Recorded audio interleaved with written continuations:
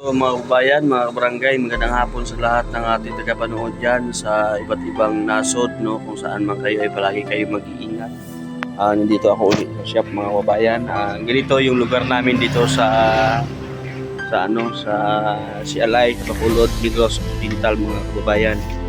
Kung mapapansin nyo, ito po yung puntang highway na papuntang Bacolod, mga kababayan.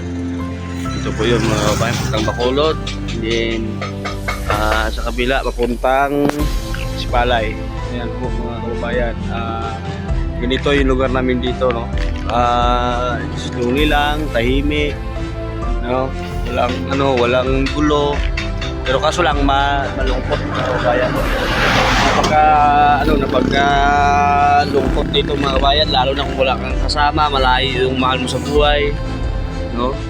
Talagang nakakalungkot, mga kababayan. Ito po, yun po, mga kababayan, ang lugar. Pinapakita ko lang sa inyo yung lugar namin dito. Ayan, maraming palayan dyan sa likod. Ayan. Ito yung bahay ng namin. Ito. Ayan, mga kababayan, sa hapon na to, isang magandang pagpalang hapon dahil yun lang, mga kabayan. Maraming salamat sa pagkakataon.